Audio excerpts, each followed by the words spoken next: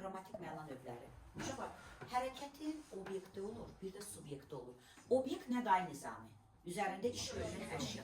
Subyekt nədir? İşi icra edən. İndi bu feilin qrammatik məna növləri nədir? Ay müəllim, bəs yadımızda qalsın. Hərəkətin obyekt və subyektlə qarşılıqlı münasibəti əsasında nə yaranır uşaqlar? Feilin qrammatik məna növləri. Nədir bu feilin qrammatik məna növləri? Necə başa düşək ki, müəllim, obyekt və subyekt arasındakı qarşılıqlı münasibət? Baxın, elə ola bilər ki, iş kim tərəfindənsə icra olunur, ancaq işi edən, icra edən cümləmizdə görsənməyə bilər.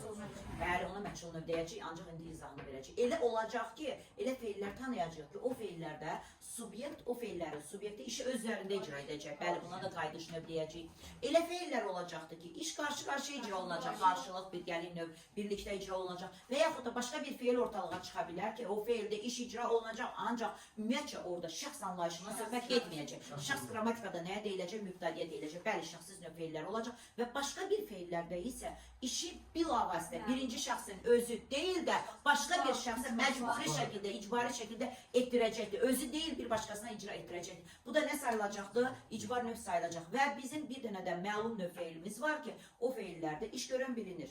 Kim tərəfindən icra olunduğu bilinir. İndi deməli, nə deyirik? Deyirik ki, feilin 6 qrammatik məna növü var. Hansılarda yazırıq? Burada yazırıq feilin qrammatik məna növləri. Qrammatik məna növləri. Hansılardır deyəndə məlum növ, məchul, qayıdış, şəxsiz, sakit, qarşılıq birgəlik, qarşılıq birgəlik və bir də icbar növ. Uşaqlar, hər bir feilin özünə məxsus, hər bir növün özünə məxsus şəkilçisi var. Bircə məlum növdən başqa ki, bu məlum növ elə bir növdür ki, onu düzəldən heç bir xüsusi şəkilçi yoxdur.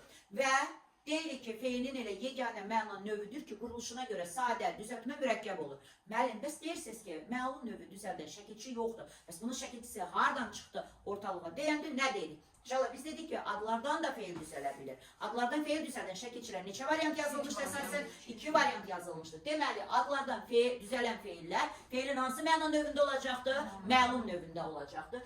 Mürəkkəb feillər və yaxud da sadə feillər də nə ola biləcəkdir? Məlum növdə olacaqdır. Deməli, qeyd edirik, feilin məlum növü quruluşda necə olur? Sadə, düzəltmə və mürəkkəb. Və işi icra edən, burada nədir? Bilinir. İcra edən, burada nədir? Bilinir. Bilavasitə bilinir. Deyirəm ki, uşaq oynayır. Uşaq oynayır. Quruluşuna görə necə feillər uşaqlar? Sadə feildir. Oyna sözün kökü, y bitişdiricidir. Orada nədir? İndiki zaman şəkilçisidir. Sonra düzəltmə. Deyirəm ki, kabab sulandı. Əsr deyə bilərsiniz ki, ay müəllim, bu kabab sulandı. Burada işi subyekt öz üzərində icra etmirmi? Bəli, öz üzərində icra edir. Ancaq gəlin bir məntiqlə fikirləşək. Kababı belə aralayırıq, əti içinə suyu tökürük. O öz-özünə sulanır. Xeyr, bişdikcə tərkibindəki maye ifraz olunmağa başlayır. Yəni onu xüsusi heç kim, heç nə etmir. Özü icra edir. Etsə də, gəlin baxaq görək hansı nitq səsindən yaranır. Buradakı sulanmaq sözü isimdən yaranmış feildir. Su ismindən sulanmaq feili yarandıqdır da nədir? Keçmiş zamandır. Deməli, nə deyirik? Adlardan düzələn feillər, feilin hansı məna növü sayılacaq? Məlum növ. Burada da kabab sulandı, göz sulandı, ərik yetişib sulandı deyəndə artıq hansı məna növünə sayılacaqdır? Məlum növə sayılacaq. Quş qanadlandı. Uşaq dilləndi. Dil sözündən dillənmək sözü yaranır. İsimdən feil yarandı. Qanad sözündən qanadlanmaq feili yarandı.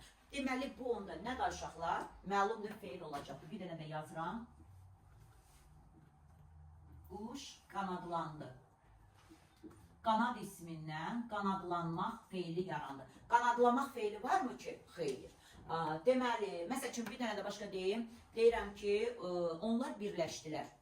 Bir sayılan birləşmə feili yaranıb da. Bu da nədir? Yenə məlum növ oldu. Niyə? Adlardan düzəldiyinə görə. Başa düşdüyüm uşaqlar. Saydan düzəlmiş feil olduğuna görə. Bəs mürəkkəbə uşaqlar atılıb düşür, onlar atılıb düşür. Onlar atılıb düşürlər. Burada nədir? Mürəkkəb feildir. Mürəkkəb feilin də tərkibində nə digər məna növlərinin şəkilçisindən heç biri yoxdur. Aydındır? Bu oldu bizim feilin məna növünə görə məlum növü.